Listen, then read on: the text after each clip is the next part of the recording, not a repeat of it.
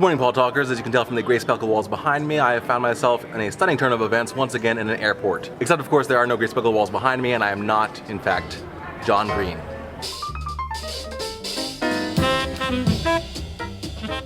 I am on my way to VidCon 2014, and I am stopped over in Milwaukee because I'm taking Southwest/AirTran, and they do that.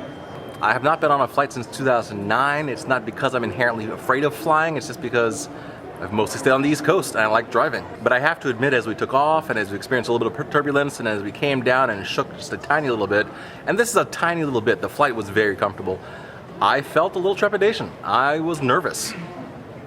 Why? I know that it's safe to fly. If you've experienced pretty much any story that's based loosely around the hero's journey, then you've probably heard the cliche about how bravery is not a lack of fear, but instead is feeling fear and doing the thing anyway. While I agree that's true, there are different levels of that. Getting on a plane that is statistically proven to be safe, not that brave. Going to an event that's full of 16,000 to 18,000 people, probably most of whom will not hurt me in any way, shape, or form, shouldn't seem any braver, but it feels like it.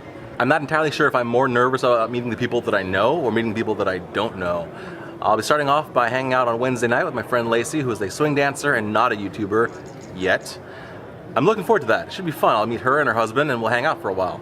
And then on Thursday, I'm going to meet one of my YouTube collaborators, Peter, CTV Adam, and he's going to drive me from Lacey's to VidCon proper. He's doing the industry track, I'm doing the community track, so then we'll split ways for a little while, but I'll basically be going into VidCon on Thursday.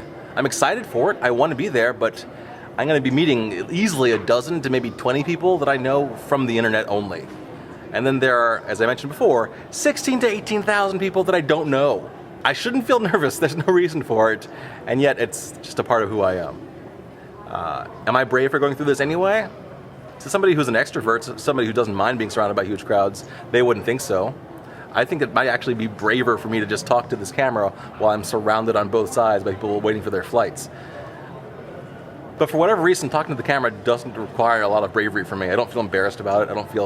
I don't care that people can hear me. But being in those crowded spaces, those crowded rooms, with someone on my left shoulder and my right shoulder, and being unable to escape very easily, I can already feel myself tensing up and flipping out a little bit, but just a little bit. And the nice thing about going to VidCon as a vlogger's space is that I feel I can be vlogging all the time. And the great thing about this vlogging is as long as I'm talking to a camera, I feel okay. I don't have to be as brave because you're with me. And I appreciate that. Am I going to see you at VidCon? Some of you have checked in. Leslie Found Her Grail actually just tweeted me to say that she saw me at the last airport at DCA.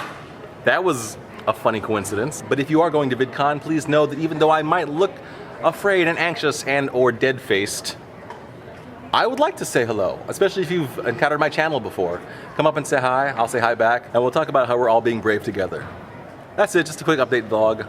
I'm not even to VidCon yet. Will I keep on vlogging throughout the weekend? I hope so. We'll find out. As always, thanks for watching.